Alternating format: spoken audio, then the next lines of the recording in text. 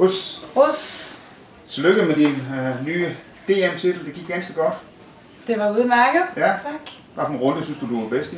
Jamen altså, jeg synes faktisk, at den sidste runde, den gik bedst. Tredje runde, hvor jeg lavede Senshin, fordi det er min yndlingskasse. Ja. Ikke hermed sagt, at jeg ikke kan lide nogen af de andre, men man har vel altid en favorit, tror jeg. Så... Du har lige vundet EM, og tillykke med det. EM i Shinkyu Shinkata. Ja. Så hvordan var træningen op til det?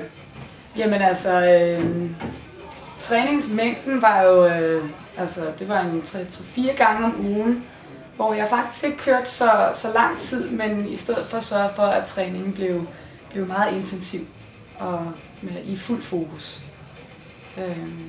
Og så har vi jo vores kata-landshold, som jeg har trænet sammen med, og de har hjulpet mig, jeg har hjulpet dem, vi kigger på hinanden der lidt.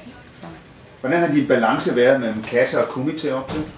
Jamen altså, kumite, den træder jo nok lidt i baggrunden, når kata-træningen spidser til i månederne op til EM.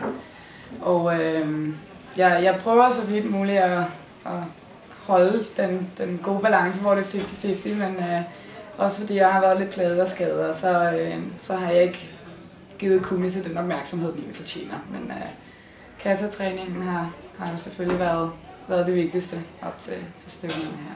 Hvad med din fysiske træning? Hvordan har den foregået? Jamen altså, det er jo sådan set bare kata-træningen. Jeg træner lidt med, når jeg underviser i Kihon og så videre. Eller så, når jeg træner for mig selv, så starter jeg med at varme op med lidt styrketræning faktisk.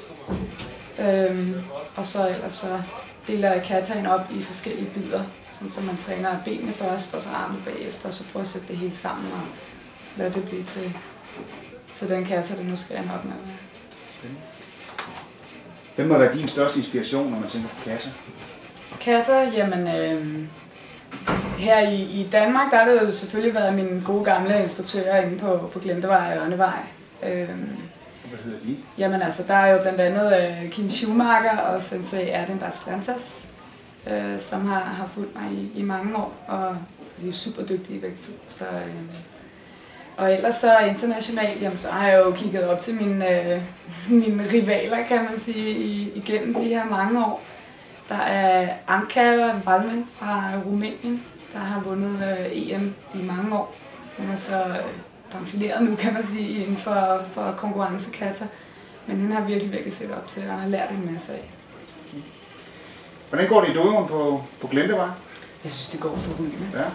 Vi har en masse engagerede medlemmer, der elsker at træne, og en ting er, at jeg skal motivere dem til at træne og give den gas, men de motiverer også mig med deres energi og motivation, så det er super dejligt. Hvad er dine fremtidsplaner? Jamen altså, mine fremtidsplaner, det er den tætteste mål, det er jo EM næste år. Okay. Hvor jeg selvfølgelig tilstræber at kunne tage titlen igen.